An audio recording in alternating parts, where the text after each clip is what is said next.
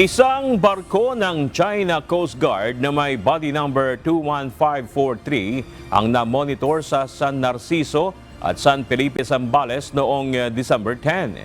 Pinaginalang ginamit ng mga Chinese-operated dredgers sa lugar ang Automatic Identification System o AIS signal ng CCG-21543 upang linlangin ang mga otoridad at lumikha ng pagkalito.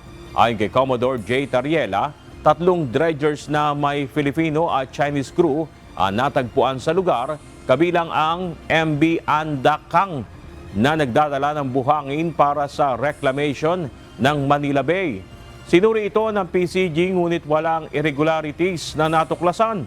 Sinisiyasat ngayon kung ginagamit ang mga dredger na ito bilang espiya.